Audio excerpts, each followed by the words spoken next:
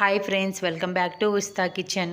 ఈరోజు మన కిచెన్లో మంచి హెల్దీ రెసిపీ చేసుకోబోతున్నాము. సగ్గుబియ్యం జావా అండి. సగ్గుబియ్యం జావా తీసుకోవడం వల్ల శరీరంలో ఉన్న వేడిని తగ్గిస్తుంది, ఇన్స్టెంట్ ఎనర్జీని కూడా ఇస్తుంది అనమాట.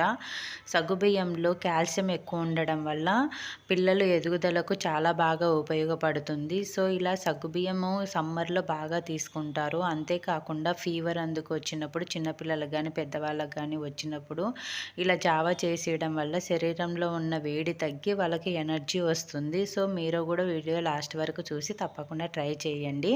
సో ఇంతవరకు ఈ వీడియోని లైక్ చేయకపోతే లైక్ చేసి మన ఉషిత కిచెన్ ఛానల్ని సబ్స్క్రైబ్ చేసుకోండి ఫ్రెండ్స్. నెక్స్ట్ లేట్ చేయకుండా ప్రాసెస్లోకి వెళ్ళిపోదాము. సో సగ్గుబియ్యం జావా చేసుకోవడానికి ముందుగా నేను సగ్గుబియ్యం తీసుకుంటున్నాను. నేను సన్నగున్న సగ్గుబియ్యం తీసుకుంటున్నాను అనమాట. మీకు అవైలబుల్ని బట్టి మీ దగ్గర ఉన్నవి తీసుకోండి, ప్రాబ్లం ఏం లేదు. ఈ సగ్గుబియ్యం అనేది నేను ఒక చిన్న గ్లాస్ తీసుకుంటున్నాను. ఎక్కువ క్వాంటిటీ వస్తుందండి. మనం కొన్ని తీసుకున్నా కూడా వాటర్ ఎక్కువ యాడ్ చేస్తాం కాబట్టి క్వాంటిటీ అనేది ఎక్కువ వస్తుంది. గుర్తుపెట్టుకోండి. ఒక చిన్న గ్లాస్ తీసుకొని వాటర్ పోసుకొని 2 టైమ్స్ బాగా కడగాలి. పైన సగ్గుబియ్యానికి పైన వైట్ కలర్లో లేయర్ ఉంటుంది కదా, ఆ లేయర్ పోయేంత వరకు నీట్గా బాగా వాష్ చేయాలి 2 టైమ్స్. తర్వాత వాష్ చేసిన తర్వాత దీంట్లోకి ఏ గ్లాస్తో అయితే మనము సగ్గుబియ్యం తీసుకున్నామో సేమ్ అదే గ్లాస్తోనే 7 గ్లాసెస్ వాటర్ యాడ్ చేయాలన్నమాట. వాటర్ కొంచెం ఎక్కువనే పడతాయండి. సో ఇలా 7 గ్లాసెస్ వాటర్ యాడ్ చేసిన తర్వాత దీన్ని హాఫ్ అన్ అవర్ పాటు మనం నానబెట్టుకోవాలి. నానబెట్టుకోవడం వల్ల మీకు త్వరగా కుక్ అవుతాయి. సో ఇలా హాఫ్ అన్ అవర్ నానిన తర్వాత నెక్స్ట్ కుక్ చేసుకుందాము. ఫస్ట్ ఐ ఫ్లేమ్లో ఉడికించుకోవాలండి. ఒక పొంగు వచ్చేంత వరకు ఐ ఫ్లేమ్లో ఉడికించుకోవాలి. ఇలా మొత్తం బాగా ఉడికేటప్పుడు చూడండి, ఇలా బాగా ఉడికేటప్పుడు ఒకసారి మళ్ళీ కలుపుకుంటూ మీడియం ఫ్లేమ్లోకి అడ్జస్ట్ చేసుకొని కలుపుకుంటూ ఉడికించుకోవాలి. మీరు కలపకపోతే ఉండగట్టేస్తుంది. అందులో సగ్గుబియ్యం అనేది స్టిక్నెస్ ఎక్కువ ఉంటుంది కాబట్టి బౌల్కి అతుకుపోతుంది అనమాట.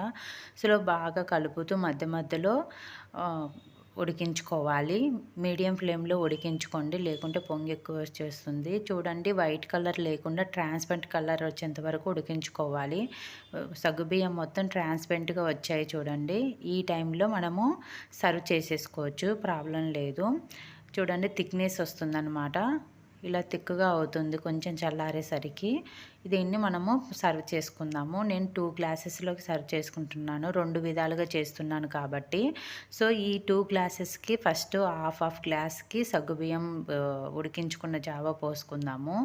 దీంట్లోకి నెక్స్ట్ మనము ఇలా హాఫ్ యాడ్ చేసుకున్న తర్వాత ఒక గ్లాస్లోకి ఒక టేబుల్ స్పూన్ తొడిమిన బెల్లము అండ్ కాంచిన పాలు వేసుకోవాలండి. పచ్చిపాలు కాదు, కాంచి చల్లారిన కానీ గోరువెచ్చకుండా పర్లేదు, వేసుకోవాలి. తర్వాత ఇంకొక గ్లాస్లోకి పించ్ ఆఫ్ సాల్ట్ అండ్ మజ్జిగ వేసుకోవాలి. ఇట్లా బటర్ మిల్క్ వేసుకున్న తర్వాత ఒకసారి బాగా కలుపుకుందాము.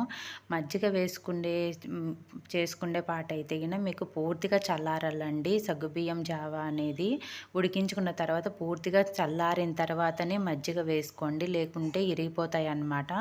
సో ఇలా మొత్తం ఒక దాంట్లో పాలు, బెల్లము అండ్ ఒక దాంట్లో మజ్జిగ, సాల్ట్ వేసుకొని బాగా కలుపుకొని సర్వ్ చేసుకోవడమే.